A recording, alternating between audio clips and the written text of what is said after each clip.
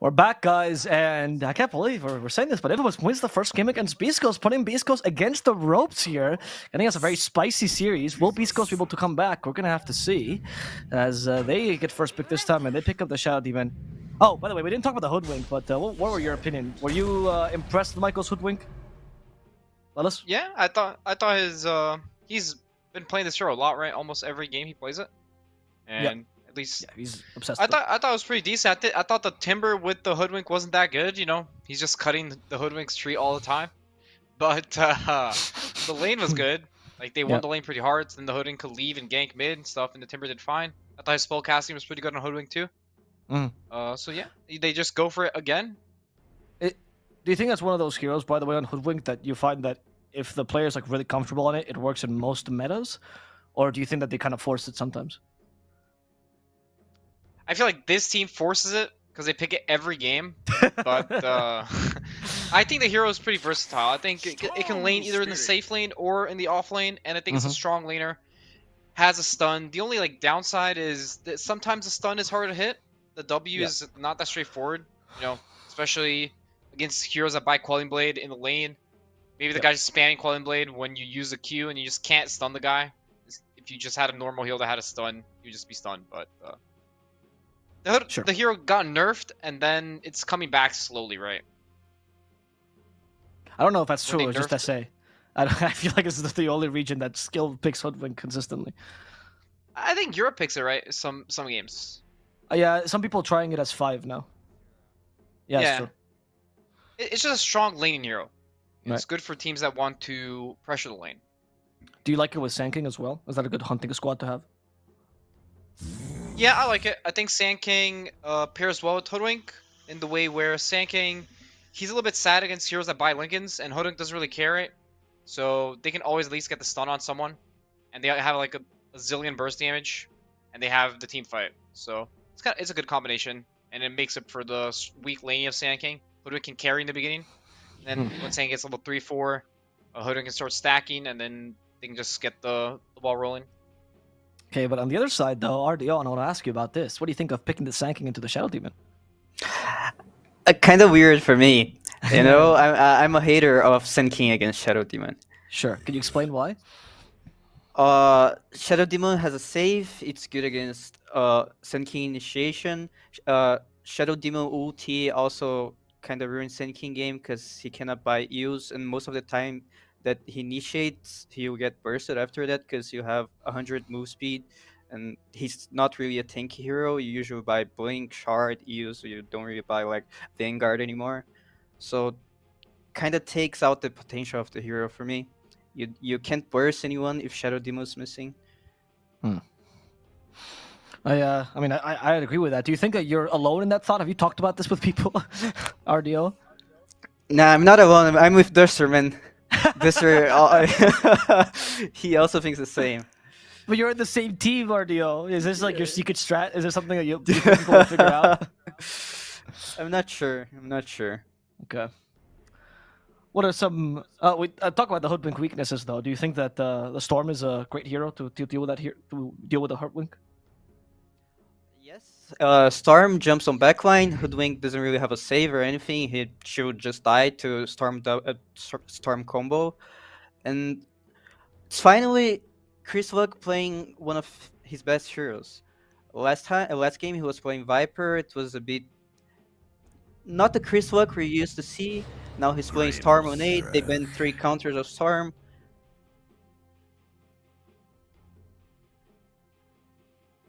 And they get Grimstroke instead. What's the strength of Grimstroke here, though? I mean, we talked last time that, Lelis, you were saying it's a very BeastCoast hero. Now, Infamous runs it. They also do like the Grimstroke, but where's the strength here? Is it the combo with the Sand King, or? Yeah, it's more the combo with the Sand King and the silence. It's also the leash against Storm. Okay. If you ulti Storm, he cannot ulti, you can burst him, and life's good. Yeah, that's a pretty good question. And now RDO, do you think they're going to combine this with the carry that you like a Juggernaut, PA, whatever, to be able to take advantage of the Inkswell? Maybe. I need to see the offline first. Okay. I probably Whisper Snapfire offlane plus Clockwork's been plus the ES maybe. They pick the Snapfire for. I want to say it's probably Whispers, right? Legion Oh, Commander. All right, I lied. new hero. Can you explain to me the strength of the Legion Commander here, RDO, or the new hero? You killed the Phantom's Embrace from Grimshock. Sure. It's another save for Sand King and also Hoodwink combo. Mm-hmm. It's kind of a strong lane. This hero has a strong lane. He's not really good after laning phase. At least I think so. Templar Assassin. I'm not really sure. Maybe it's a good combo with Snapfire. Yeah, it's a good combo with Snapfire, and they don't have a save from Duel. So if you get Duel plus Snapfire ulti, you're probably gonna die. Like all of the four infamous heroes, they're gonna die from a Duel. Is this lane strong against TA though, Lilith? Does Legion manage in that lane? I mean, I would say that TA is favored. The thing is, Mhm. she has a Grimstroke 5, right? So this hero is not good in lane. They Okay. might just spam salves and just try to give TA all the XP. Maybe Grim has like 1 or 2 deaths, and then the TA gets kind of annoying with the traps. But I wouldn't say the TA is favored in this lane just because of the support matchup. But TA versus Legion is a good matchup for the TA. I like the TA pick. I think this hero is very annoying for Shadow Demon Mhm. to play against the traps, and also for Snapfire. Traps are just way too annoying. I found it kind of odd for them to pick the Legion like this. I guess they didn't want to pick another off lane. They wanted to make sure the lane was strong. But usually you want to pick Legion in the lane where Legion's going to win the lane and kind of snowball, because it is a very snowbally hero. Mhm. You can play in a in the 50-50 matchup, but the hero's not that strong. It's okay, Ideally, you don't want too much of these okay things in your draft, but not the end of the world. But it was just a little bit surprising to me because they haven't really picked this hero in the DPC, right? I feel like it's the first time they've picked it, at least this one. Yeah. No, I agree. I mean, it's been forever since I even see Whisper play Legion, like let alone this DPC. I don't remember him last DPC either.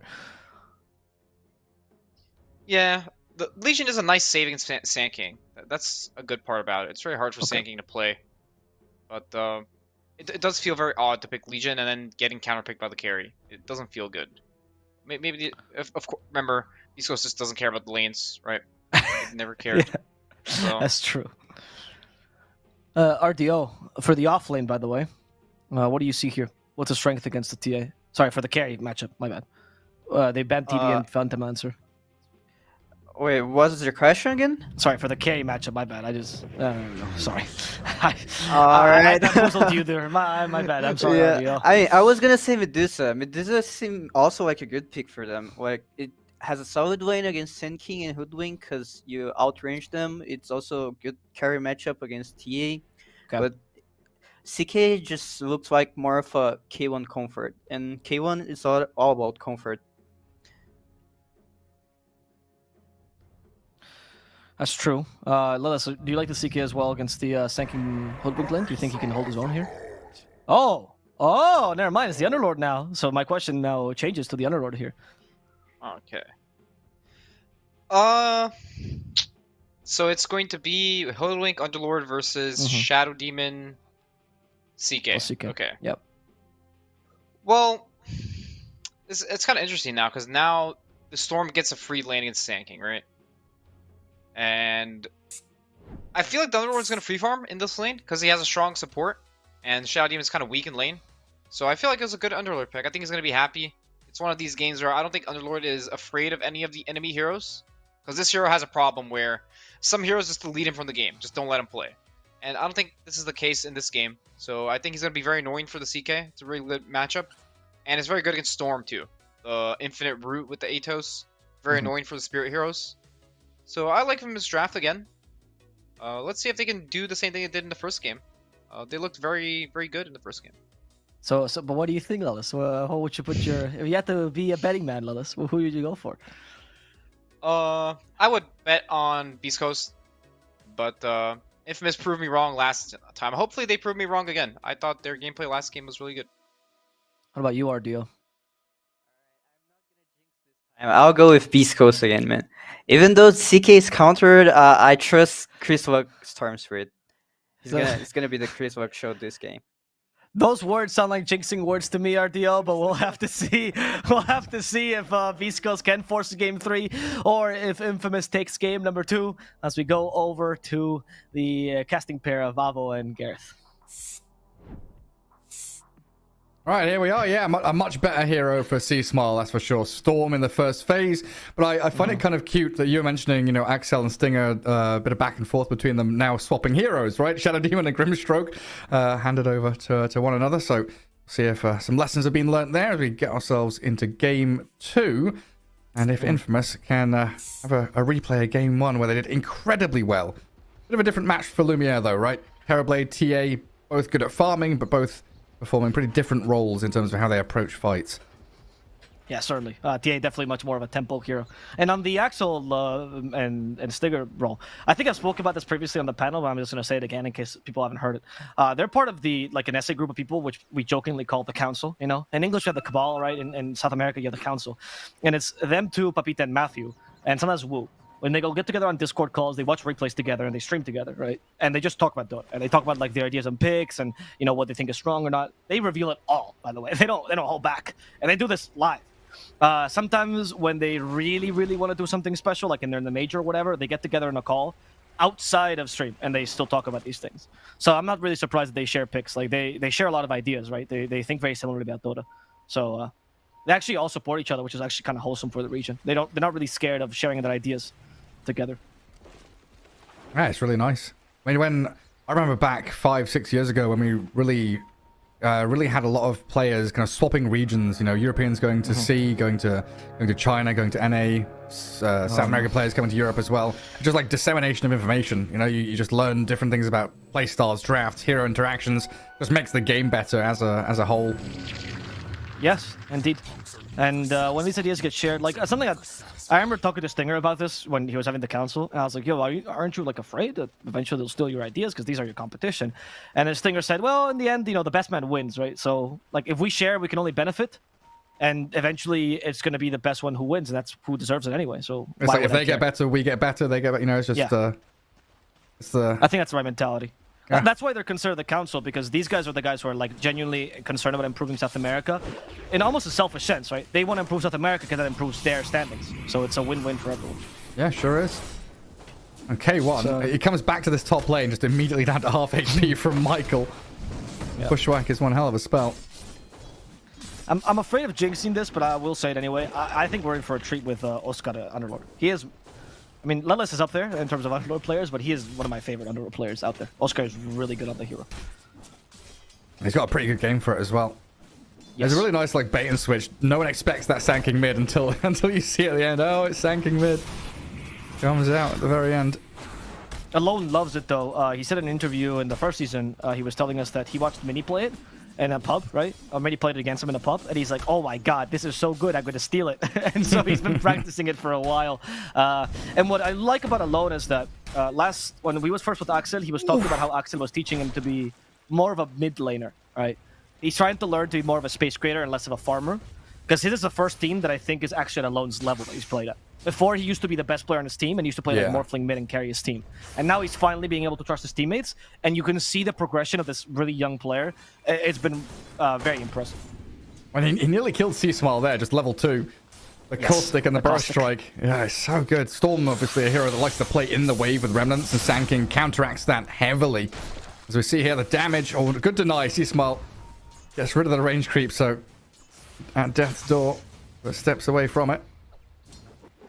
On the note of what just happened, I don't know if you share this idea, Gareth. I want to ask you, but I'm always very impressed, particularly when I watch mid laners, of how well they understand like what creep is going to die next and what they can last it immediately, right? And how they can control that equilibrium. And they almost do it instinctively. Is that just because I'm bad, or is it normal to feel that way? I mean, yes, you're bad, but everyone is, right? No one is good at Dota 2. That's why it's such a fun game. No one's actually... no one's perfect, you know? The game has so many things, so many parameters you have to fulfill. It's impossible to tick all of the boxes. I don't know. I think it's probably just one of those instinctive things, right? You play enough mid lane, you feel it. You know what's going on. Yeah, exactly. Thank you for negging me, by the way. I appreciate that. It's the UK Dota motto. When UK Dota still existed, when we had some players who were decent, it's just no one is good. No one is good at this game, so have no expectations. Go in with a breath of fresh air and just realize you play your best and hope for the best. Cookie bottom. Lumiere got the refraction off. Still dies to Gojira. By the way, that was super insulting to ITB, who's currently still playing in Div 2, my guy. You guys actually have more pro players than you've ever had now. Well, we have like 3 now? Yeah. It's not bad. 1 in Alliance, 2 in ITB now. I guess. They're good as well. Tanner and Ads and Teak are pretty good. Also, I was part of the UK Dota scene for a little bit, and I think this is better. You're doing better than before. Yeah, I'd probably agree. Yeah. We removed all the toxic ones. We're left with the skilled ones. Exactly. See, Smile? Michael's going to join in. He has the bushwhack. Can he hit it, though? He will. Yeah. But Alone is not interested. He wants the rune first. Now it's going to commit for C-Smile. Go on, Michael. Finish him off. Would you believe that... oh, bottom. What they got? Lumiere's Inkswell. Gojira just shredding straight through that refraction with a little shredder. I love this moment, by the way, where I think it shows that everyone's bad at some degree, where neither team of pro players knows who's going to win the engagement. So they both try, and then halfway they realize we might both die. I just poke and prod until you find that little weakness, and you're like, okay, this is our opportunity to go. Yep. So far, though, BeastCoast heavily out-farming, right? Sure, Sanking's doing decently, Underlord's doing decently, but you look at that TA and the difference between her and the Legion, who is 28 and 12. Is insane. Whisper with the big denies, and they just keep burning through the refraction as Oscar drops to K1, but it's just Lumiere being pressured constantly. And this all comes to the supports, right, that Lilith was talking about. The Grimstroke is just not a good laner, and Snapfire is probably one of the best ones. Especially with his low shredder build, so easy to do and execute. Lumiere could be in trouble now then. Yeah, he has to turn and fight, but he's still just going to die to that little shredder. He might actually go for Axel. No, thinking better of it. It's like, what does a TA do against Whisper, right? He just spam denies creeps. Yep, and pray that you get some last hits along the way by like using the side blades or something. I don't know, it's tough. Jungle time, I do love that Schofield is playing like a melee hero regardless of him being Snapfire. Like, he could cookie Whisper every single time, but he cookies himself no matter what. I go in. I am the strength hero. Lumiere TP's down here. He's going to get a couple of CS, and he's probably going to feel like he wants to go jungle right now. And Gojira's looking at him. Oh. And goodbye refraction. They're Maybe not you don't have cookie. 6. They don't have duel. They don't have cookie. But Lumiere's having to tank creep wave. They've got a TP the hoodwink down here. Gojira going to get spotted. The bushwhack does land on the very edge. So at least something going the way of Infamous in that bot lane. That leaves Oscar alone top again, and he's already died once. He's been in this kind of really bad position where Oscar's, getting PTSD from Thunder Awaken, or his 4 would leave him for the whole game. It feels like they're sacking him a little bit, to be honest. And there we go, again. Yeah, get on him. Disruption into that Chaos Bolt. He is pretty tanky, though, with Raindrop and 1. So the turnaround with Affliction arriving, getting at least a trade with Stinger dying. K1 can be pretty happy with that, all things considered. So now Infamous very focused on the stacking triangle, building up for, Sanking to clear that out, get a faster Blink Dagger. And Alone is going to be one of those key heroes to really play the map. It looks like he's rushing Blink straight up, like boots, bottle, stick. No intermediary items. He's going for the big one straight away, but they're going to go on K1. They've got that Stroke of Fate into the bushwhack. C-Small kills Lumiere elsewhere, but Oscar, Michael, and Axel all lining up for this kill on Chaos Knight. Just got to land the spells. Finally get the job done, but TA, 3rd death of the game, and she sat at 30 CS, 7 minutes in. Yeah, but Oscar and Alone, I think, are good enough to be able to come... Because you have 2 offlaners, right? So they're going to peak around the same time, essentially.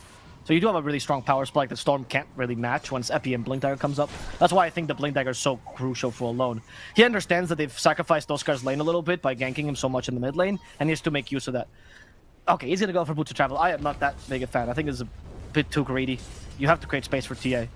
You can cut lanes though, so maybe that helps out. TA's dying again, by the way. She dewards the observer that was looking over her, but the duel. First victory for Whisper claimed, and an easy 10 bonus damage. So what's the trade-off there? They get top tier 1, but they've lost TA again. It's triangle time for TA. It must be. I think TA should have rotated probably a death earlier, right, to the top lane. Yeah. She probably could have rotated with the when the tier 1 was falling and Oscar was taking it. Yeah, I don't know. Not a fan of how long she stayed down bottom. It is useful for your carry to stay in the safe lane for as long as possible because obviously you delay that safe lane tower. But you have a Sanking. Just let the Sanking do that instead, right? And let TA go mid if anything. That's actually a safer lane for her right now. Yeah, it could have been an option. It's now Whisper. It gets tower. That's going to be Blink money soon. 300 away. Yeah. Did Sanking commit? He did. He committed for Boots to Travel. So this is kind of just looking towards late game, right? Infamous are thinking, okay, Yeah. early game not going so great. Axel dying. That top dire jungle. They're just trying to delay things as long as possible. You know, I was going to say that I think they're falling into the trap that a lot of people think that BeastCoast can only play slow, and they're actually a pretty fast team. But then I looked at Hector and he's farming Midas, so I don't know what to tell you. Maybe Boots of Travel was the right play. Well, yeah, it's kind of the same as game 1, right? Going into it, you're thinking, okay, they've got to take BeastCoast out of their comfort zone. They've got to try something different. But if you think about how game 1 went, they played and beat BeastCoast in their own style, at their own tempo. So maybe it makes sense here just to show them again, game 2, hey, we can take this, even with poor lanes, go to 30-40 minutes and have a massive TA, but Storm, helped out by his 2 supports, sets up on Oscar. Underlord dead again. I'm glad that as you cast with me, that O from Oscar is being flattened more and more. Oh yeah, I was very tempted to go Barna as well, but I don't know, it just doesn't... I just feel like I sound stupid trying, but maybe I should just try. You know, to be honest, you actually sound pretty good. I give you my seal of approval. That was good. Yeah. What else can we try? What's the hardest one, I think, for English casters? Oh, Roboceta, I think, is probably the hardest one. That's death. Roboceta. Yeah, you know what? That's not bad. That's not bad at Easy. all. yeah, don't be ashamed. I think it's cool, you know. I think some people overpronounce words in English, and that's obviously a little bit cringe, but if you're just doing it, I think it's good. What would John Oliver do, right, Gareth? I think he would pronounce it properly. Well, he would try and then go, I'm a silly English man. That's so accurate, actually. We'll see what happens, because BeastCoast now, I think this time they do have the ganking squad with Whisper, right? And we're going to see Whisper now in full glory. This is the Whisper that everyone hypes up. This is the Whisper that's like top leaderboard rank guy. We're going to see him play with Snapfire now, and it's going to be scary. It's killing time, Oscar. A Whisper. Mm-hmm. Who is he going to find? Oh. Blink in, run back. Yeah, classic blink into overwhelming odds, you know, well-known combo. Got him. So now Alone's farming Blink. He's the one pushing out top lane. And they've just got this barrier in front of the TA so she can clear Triangle, Ancients, and Oscar clears mid lane. So your 2 supports are getting no farm whatsoever right now. Yeah. It doesn't feel like they can smoke and do anything. So it is just like a waiting game again for Blink on Sand King. Yeah, that's why I wasn't the biggest fan, maybe, of that Boot to Travel. What I do like about Infamous, though, and that they've started BeastCoast, or probably they just know him, is that they're not trying to push out the dead lane. That's usually the biggest mistake people make against BeastCoast. They always punish people doing that. Oh, the Sandstorm. They've got Reveal, but the 2-man Burrow because the Soulbind. They've taken down C Smile. Oh, that was huge. Now Stinger's in trouble. They cookie back Whisper. Gojira's on the run. Stinger, though, dead inside the Roche pit. Man. That reaction from Infamous, and I guess this is why they're all sat there, right? They are defending the most important place on the map. You see how liberating it is when against BeastCoast you don't even try to attack the dead lane? Like you feel so much stronger when they try to fight you. Because you know someone's always farming that. That's most likely Hector. Your carry can actually join fights. You know, Hector will not. And you can take advantage of that well. And I think that was really well played by Infamous. And now the Blink Dagger on Sanking is almost done. I do want to point your attention, though, to this build on C-Smile, where he went 3 nulls directly into the Orchid. So we've seen this before, but certainly more faster Storm, per se, on C-Smile. Yeah. we've seen, I think it was Alone doing it, right? The triple null, no boots, Kaya Sanj, Aghanims, and just ignoring boots altogether. I don't think I've seen triple null Orchid all that often. No, there was a European game, a Western Europe game, I think that happened, but I forget who it was, where they did this kind of build for a faster Storm, and then they went directly into Ags, into the Shard, right? And just have like a more team fight-oriented Storm. Okay. Yeah, when that Orchid comes up, he's going to be solo killing people left and right. You know, there's no defense on Infamous whatsoever. Sanking's not going to have a defensive item until that BKB's done, which is miles away. Grim and Hoodwink, heroes that don't often buy... Oh, they've got Gojira. It feels like they don't often buy like a Glimmer fast enough or a Force Staff or anything like that to get away from the Storm. And Sanking as well, right? Because he went for Blink and Travels. You know that BKB or whatever is going to take for a while to come up. So there's no Yules. Yeah, please no Yules. Yules is garbage on Sanking mid. Also coming back to that play, I guess the team fight Infamous had there, you also kind of expect BeastCoast to continually invade your triangle. Now we saw the heavy kind of 7 heroes mid lane battling into triangle as Alone. He's jumped on Whisper, Soulbind comes, Oscar looking for the pit, does catch Gojira, and they've taken these two down again. The offlane dying. Oh, Stinger with a disruption. It buys a bit of time for Gojira's Snapfire, but puts him in harm's way himself. So they might even just lose all 3 of them, yeah. Michael's on a killing spree, and now tier 1 tower looks pretty easy for Infamous. Who cares lanes? We'll just play the game at our own speed. It's wild because that's BeastCoast, right? But I feel like Infamous is just playing them. That's really impressive they can play their own style this well, though. This feels like an anime, Gareth, honestly. It feels like they found like one copycat guy that just does everything you do. It's like sat at a poker table. You don't play your cards, play your opponents, play your position. Exactly. And now you definitely have a stronger... Like, this is where the 2 offlaners come into play, right? Like, they're much stronger at team fighting right now than a team that has a Storm that needs to farm a bit more. I mean, what's K1 up to now? He's got... Farming. He's got Halberd coming, but... Like, is it just going to be Sanj, BKB, then back to Halberd, I guess? Because he does have the double... He bought an extra Ogre Axe. It feels like they need to be able to match Infamous in the next...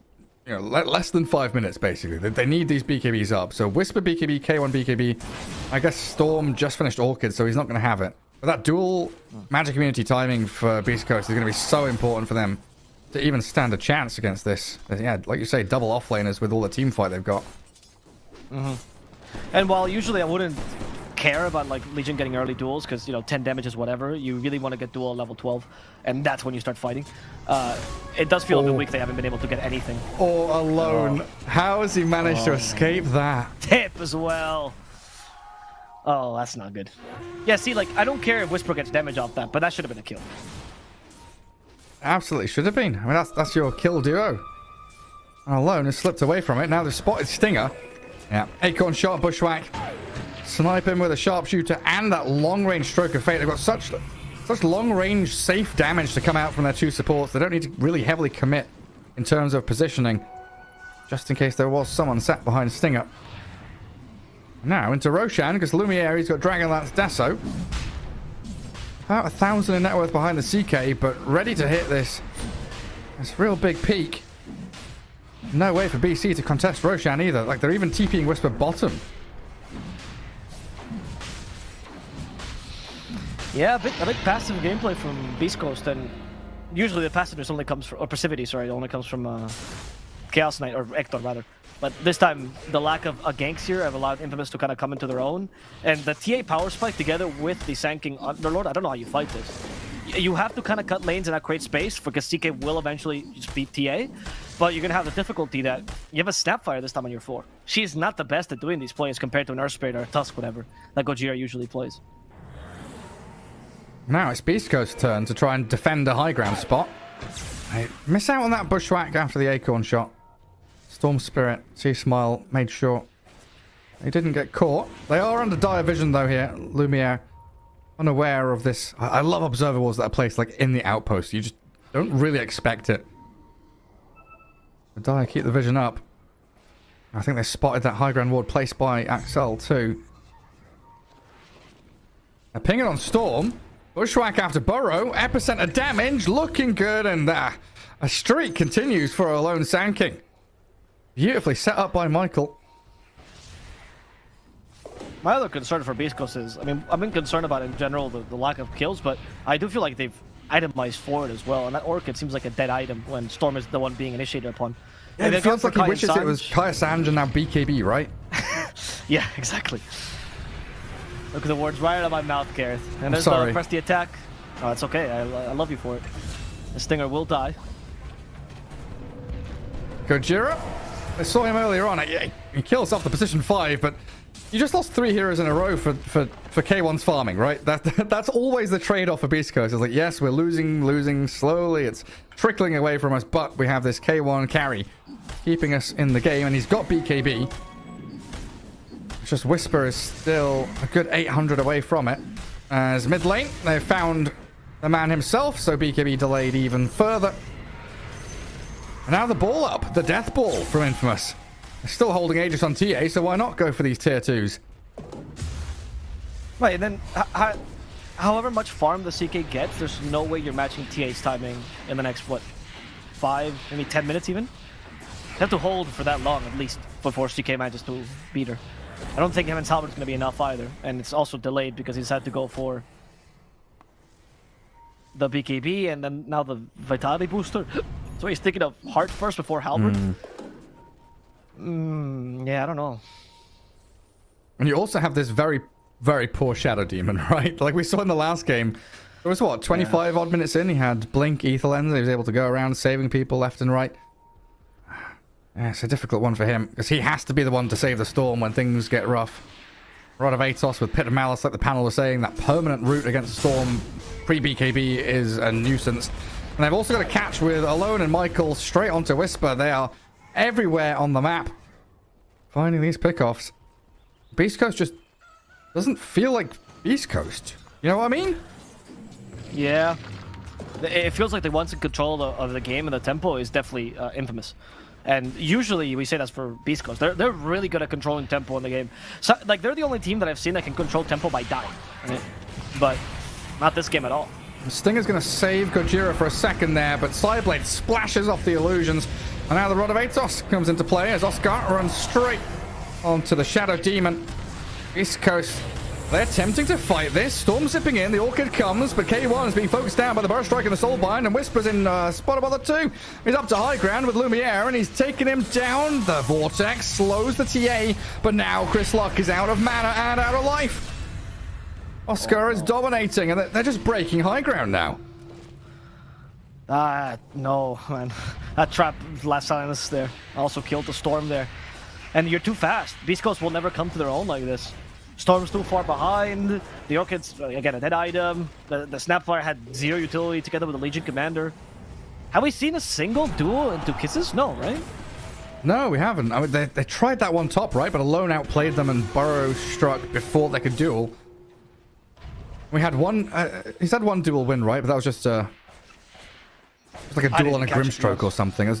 They didn't Kisses. Yeah, there was a duel in the bottom lane near the bottom Radiant tier 2. Yep.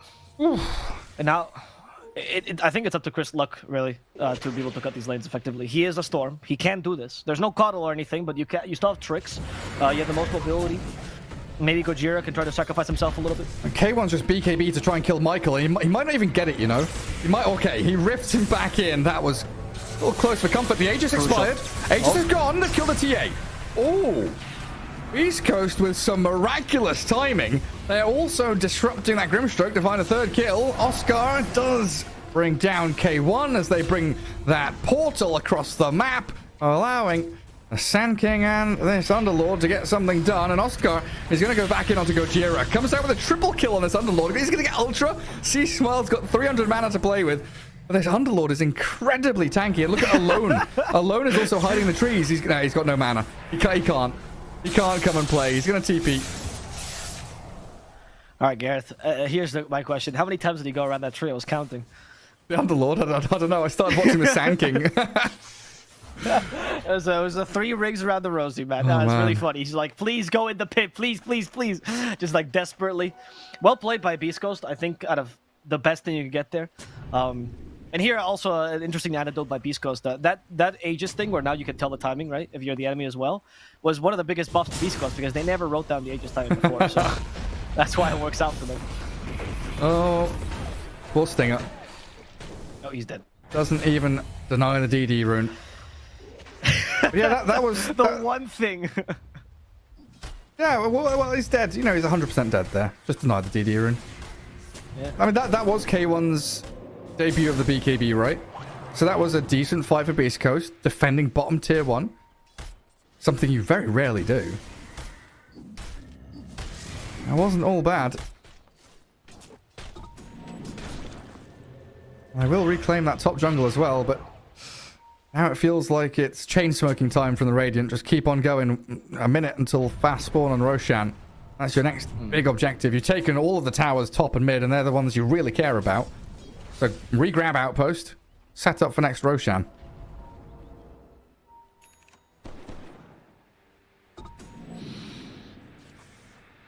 Okay, I think Infamous is still in the driver's seat of this game. Like, that small win, I would say, by BeastCoast did give him a little bit of pause. And, Storm? okay. Oh my fucking god, What? alone. Are you serious? How? That microsecond, man. Did the observer Literally catch that? second. I just... Like, that was insane. Yeah, that was incredible. How did he guess that, man? Did they have vision? No. Okay, Radiant has vision in triangle, right? They have that one ward. They must have seen the storm like start to zip towards bot rune. Yeah, okay, you're right. Yeah, I was confusing. Yeah, you're right. So he knew he was going And then- rune. So it wasn't like completely insane, but it was real good. Now they're all TP top. I mean, CK has no BKB. They wasted his BKB bottom, so he's not going to fight. That's basically just one-shotting the Snapfire. And Whisper, he's got to BKB himself defensively to run away. The physical damage is still pretty strong, though, as they turn back. They know there's someone hiding in the trees. Stinger, TPs! No, he doesn't! No, he doesn't! Alone is just godlike this game. 7-0 on the Sand King. Oh, it's spectacular. I do want to ask, though, like, why would Chris Luck do that for the room? Desperation? I mean, I don't know. I guess so. Oh, Alone almost got him again. Okay, he has the BKB though. That's crucial. I think that might have been what he was thinking about, like going for BKB, and he just was like 300 gold away, and now he finally has it. If they're taking the timer, they know that CK's BKB is still on cooldown for a bit. That's the courier. BKB was already delivered though. Oh, there it is. Has to use it as Alone jumps in. Can they turn on the Sand King? C-Small definitely wants to give it a good shot. Axel and Lumiere coming in from the left-hand side, though. They're focusing Whisper and blowing up the Legion Commander. No. They are going to get the kisses in onto Alone and bring the Sand King down. But Lumiere, with this Inkswell on him, just demolishes C-Smile, picking up the rest of BeastCoast and K1. I mean, tail between legs. He's also got to get the hell out of here. BKB TP, bail away. Alone did buy back for this, though. But if they can go secure Roshan, who cares? You see that though? That was Chris Luck kind of asking Sapphire to die, please. That's so bad. He's like, just please die. Go, Scopefield, attack them. But in the end, ended up working pretty in favor of Infamous. They left the Snapfire alive just to get the kill on the Storm. That's so bad, brutal. That's some nasty stuff. And they see Roshan, right? Or is the trap too far away? I see him. No. He also has a shard, right, which gives extra vision to tap traps. Ah, right, yeah. So who gets the shard then? If Grim and TA already have one, Decoy is like whatever. Underlord's Firestorm is pretty good, especially against CK. No, Sand King, right? He doesn't have his yet. I think Sand King is the most valuable. Yeah, agree. Yeah. I just thought Though he I do already love bought the one. Underlord shard. Doesn't get enough credit, actually, that shard. I think it's really strong. Just permanent Firestorm is so good. Yep. Stinger. Easy peasy. And back to Roshan after clearing the top wave. Looking at Legion Commander with one dual win. Nearly 30 minutes in, man. And it was a level 1 duel as well. 10 bonus damage. Woo! Infinite scaling. Woo! Yeah, I don't know. I do think people sometimes overestimate how important duels are on this hero, right? But you have to scale somewhat. Like, if you were just at least getting dual kills and you were scaling on the farm and you were just becoming a tank, it's okay. But he's just not done anything, right? We just have... All Whisper has done this game is push out lanes. and maybe sometimes the save. Yeah, people do overstate it, but I don't think it can be overstated this game. That 10 is No, this game is small awful. number. Storm, lines up the kisses, but the chain stuns on him. C-Smile has to BKB and ball away. Axel spending his buyback as the trap kills off the Snapfire in the back, and K1, he's bushwhacked, silenced. He's got to get himself away. He's got BKB TP, and he's probably going to have to use it again. Phantasm into BKB, battling with Oscar, as it looks like that Sand King just blinked Burrow Epicenters onto the two of them. Whisper gets a duel off, but I don't think that's gonna work. He's dead. Soulbind connects onto the two in the back as well, as K1 and his supports are all destroyed. C-Smile silence with no BKB. This looks like it's gonna be game over. Lumiere with an ultra kill, and Infamous looking for a 2-0 win. Infamous. Infamous, man. You're dead. They just broke BeastCoast for like the 3rd season in a row. This is the Achilles heel of BeastCoast, man. Wasn't it them as well that beat them last season on top of that? Oh, I can't remember. I remember in early seasons it was like No Ping that broke their back in season 2, I think it was. But I don't know. Yeah, I think it was last season when like they actually didn't make top 2, right? And they had to reconsider a bunch of things, and that was because of Infamous. This team just has their number, man, and it must suck that the team is like 2-3 in the region, and they're like, but we have one team we can beat, and that's BeastCoast. And now Lava literally salivating for this game. So was Hokori, man. This is so good for them.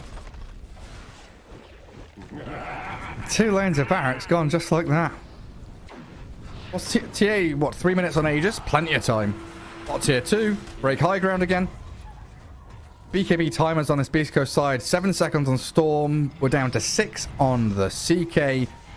Down to 7 on the Legion as well, so I don't have that kind of surprise long duration magic community anymore. Yeah, Sand King with a shard. Beyond disc picked up and looking for that overwhelming blink. As Lumiere moves up, blinks back. As Lotus Orb put on him. Focus objectives.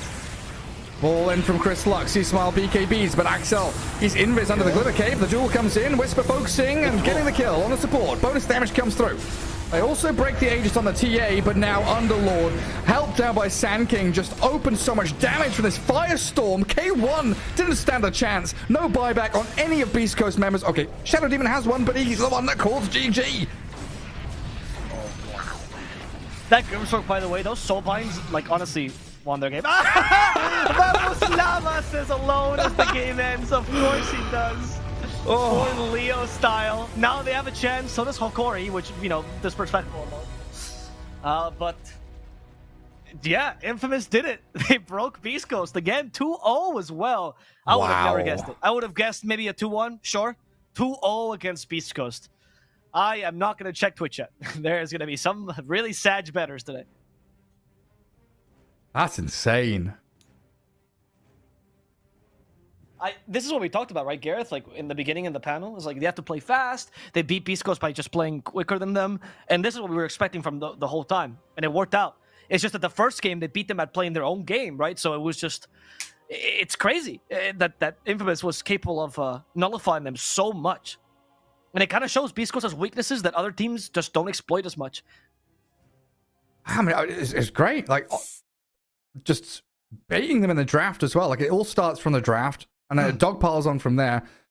I so often love to like look at one hero or two heroes and think they were the best in this game. And I actually can't do it. These past 2 games from Infamous, I can't pinpoint like one hero, one player, one element that was the shining, defining factor. It was just that entire, squad victory, which is, it feels like it's quite rare nowadays. Yeah. I do want to highlight one player that to me was I was pretty happy to see. It was Oscar, because he started the season really, really weakly, right? And I think he is kind of coming to his own. And what I'm happy about is that Infamous seems to be the first team that just doesn't sack Oscar completely. He was playing the Thunder Awaken, man, and people would criticize his performance, but you're like, mate, Oscar has been solo laning versus a tri-lane for some reason, and you just decided to destroy him, and then you expect him to get items or anything? Well, that's impossible. And then they would get mad at him, like Oscar had a bad performance. It makes sense. And now Infamous is finally enabling him. They're giving him other heroes. They're actually allowing him to expand his hero pool. And I think as Underlord, I said it, he's a good Underlord player, and it really showed. He has such an impact. His tempo too, right? Like his tempo, 17, 3 and 9 Yes. in that first game. It was spot on with it.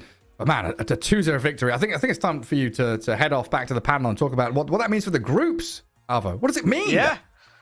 Well, does it mean we're gonna have to ask my host person because my caster persona doesn't really know what the groups are? Host so let's Davo. go back to the panel. Right, the other host way. Davo, Go. take it away.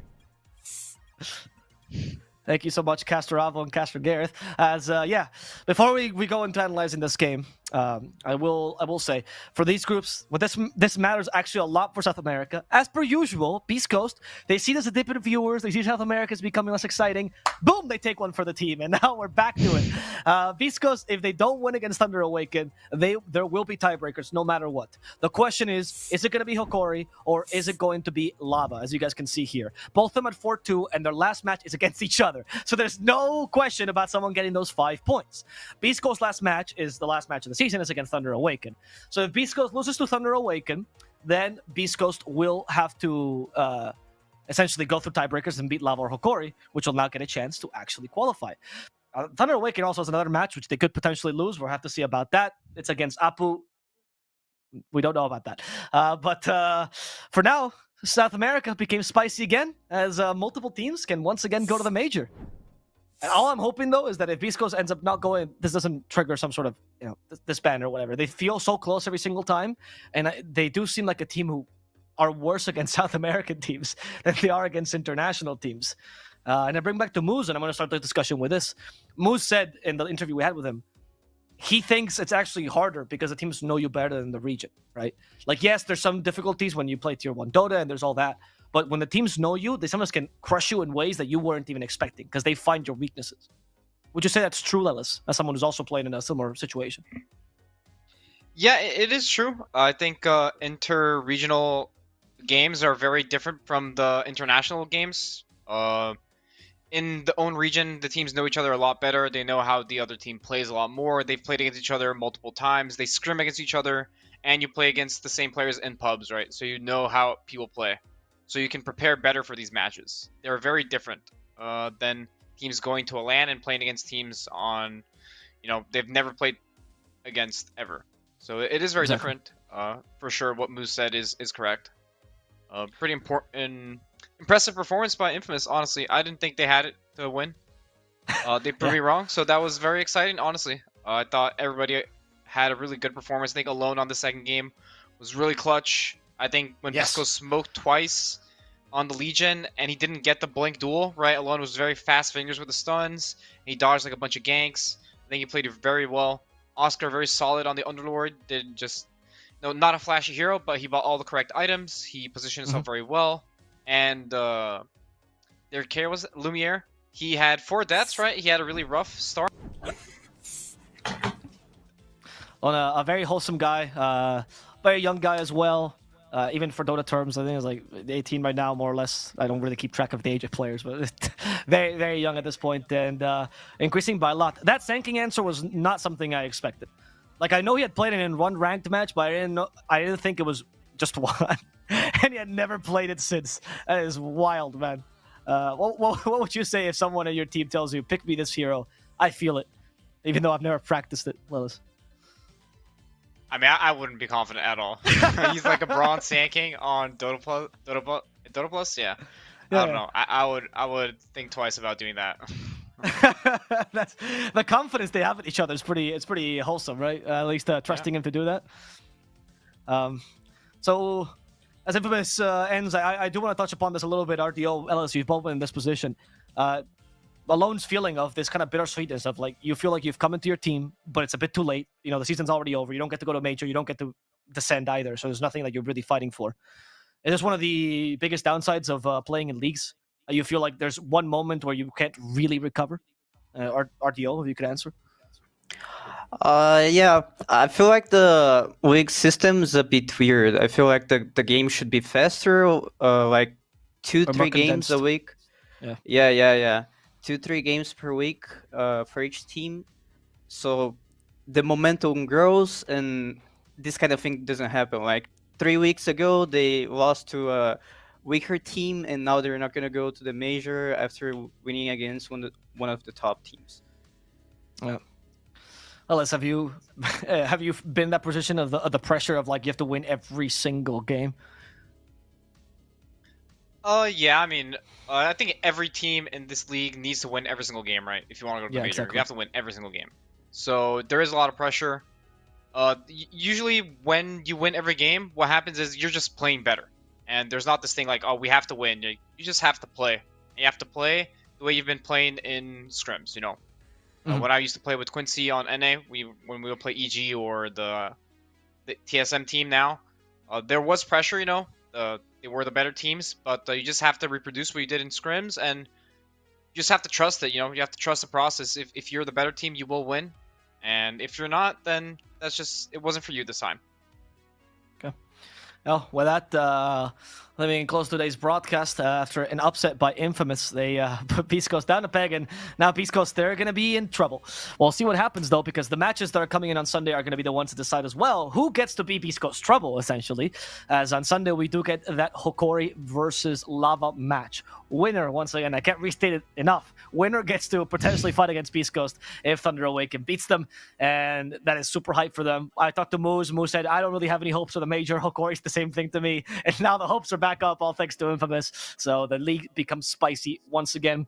You guys can tune in for those Sunday games. We will start once again at, I hate doing this, 3 a.m. SGT, which is 9 p.m. in Western or CST. It's 2 hours earlier, so it's 7 apparently from my producer that told me that in Portugal or UK. Yeah, right. Okay. Okay, thank you, producer. And it's 10 if you're in Russia, and if you come from South America, Lilith, what's the time in Brazil that the games start? It starts at 4 p.m. There you go, 4 p.m. if you're in Brazil. I think it's 3 p.m. if it's Peru, and then if you're in the West Coast, that's midday. And if you don't want to do these time conversions, which honestly break my brain every single time I have to sign off, please just follow the channel. It's so much easier. And if you all follow it, I will stop saying this. I promise you. It is the worst part of the segment by far. So just follow the channel. Do me this favor, and we get to see you guys on Sunday to see what team can compete against BeastCoast between Hokori and Lava. We also have a special little video prepared for that match since it's so hype, and hopefully you guys get to learn more about some of the teams that you might not be so familiar with, particularly Hokori. But also maybe Lava if you're coming in to see South America for the first time this season. Been a pleasure casting for you guys, my wonderful panelists. Also, I've been a blast to panel with you guys. Without you, this league would not be possible. They bring the pro player insights. We can ask them questions that nobody else would be able to answer, because we're the only league that is full of pros, literally like 8 panelists. All of the whole Brazilian scene is being fed by the DPC. And we're going to see you next time with some more SA Dota 2. So stay tuned, and we'll see you again on Sunday. Goodbye.